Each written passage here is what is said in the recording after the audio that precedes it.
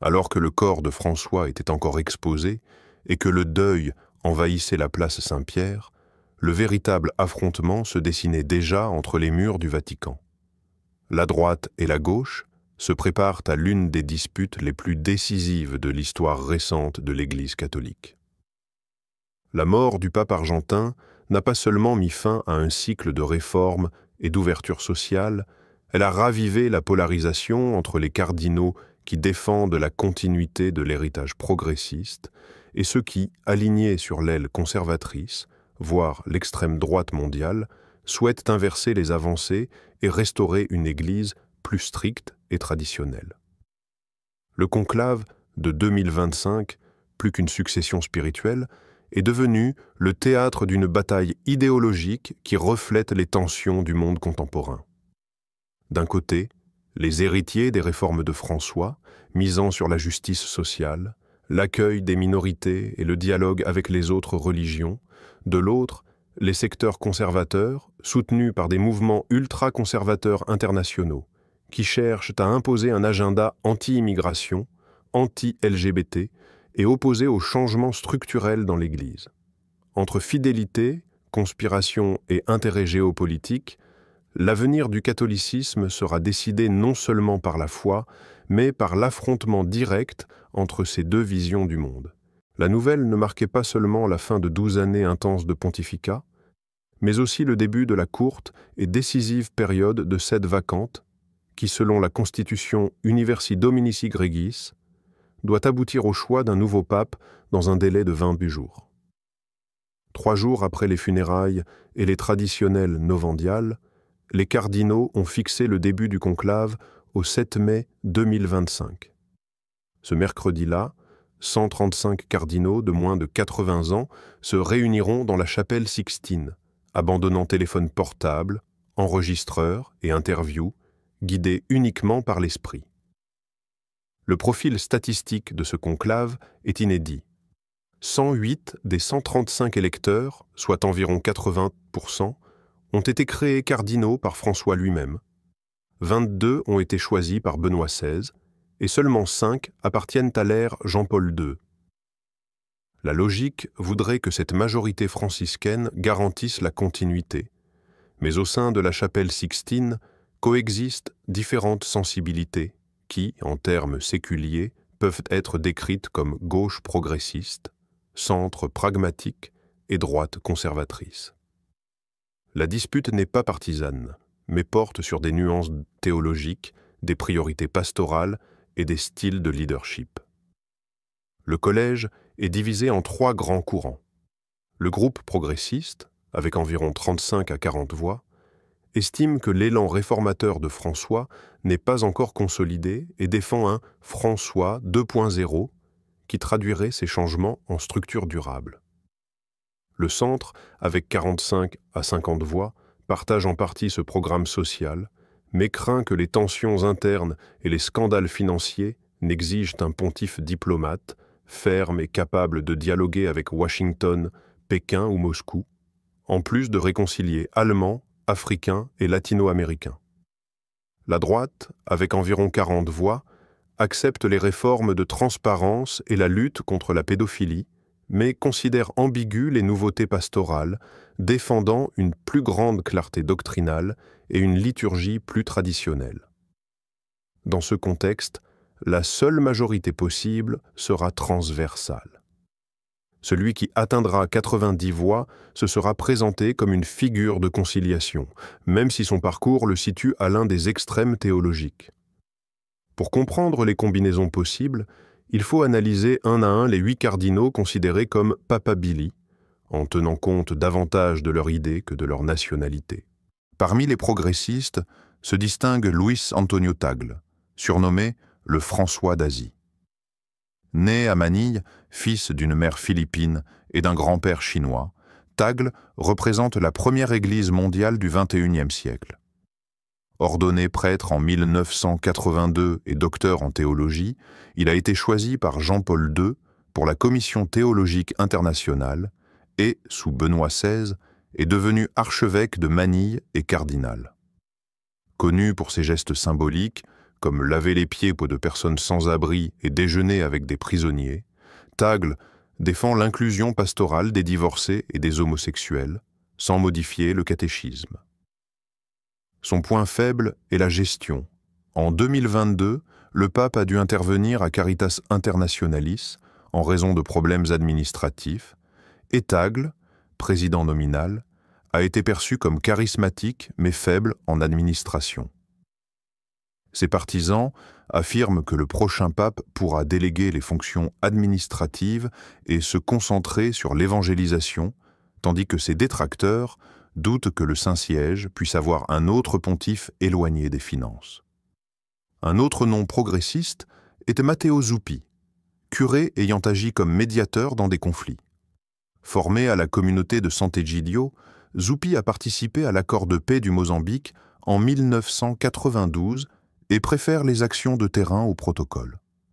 Archevêque de Bologne depuis 2015 et président de la conférence épiscopale italienne depuis 2022, il circule à vélo dans son diocèse et cite Martin Luther King. Envoyé par François pour des missions de paix à Kiev, Moscou et Washington, il s'est fait connaître pour sa persévérance. Sur les questions morales, il adopte une posture accueillante mais n'a jamais demandé de changements doctrinaux. Son déficit est le manque d'expérience à la curie romaine, ce qui inquiète les cardinaux qui souhaitent un gestionnaire rigoureux au Vatican. Au centre pragmatique se distingue Pietro Parolin, secrétaire d'État depuis 2013.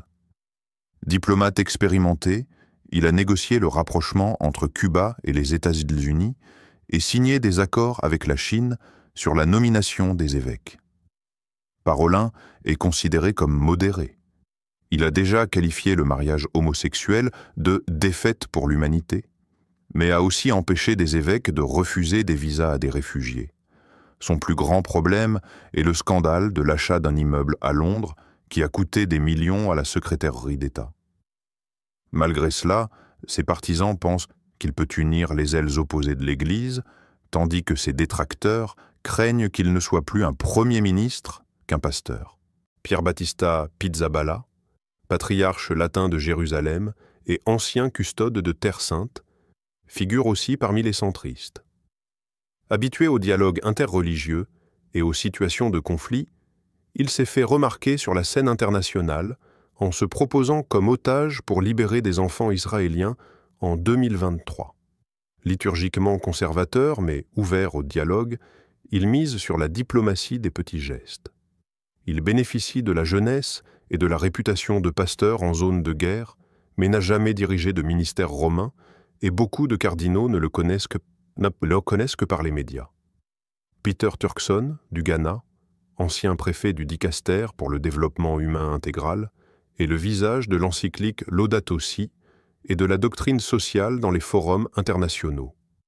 Il allie orthodoxie morale à des propositions de régulation financière mondiale et de défense de l'environnement. Bien qu'il ait été favori en 2013, son âge limite ses chances. Les critiques rappellent une vidéo polémique sur la démographie musulmane et des plaintes administratives, mais François l'a maintenu à des postes académiques. Si les cardinaux recherchent un équilibre entre tradition et engagement social, Turkson peut apparaître comme un candidat de transition. Parmi les conservateurs, Fridolin Ambongo, archevêque de Kinshasa, est président de la conférence des évêques africains et seul africain au Conseil du pape. Il a pris des risques en critiquant la corruption et les compagnies minières internationales, a protesté pour des élections libres et a été enquêté pour des déclarations jugées subversives.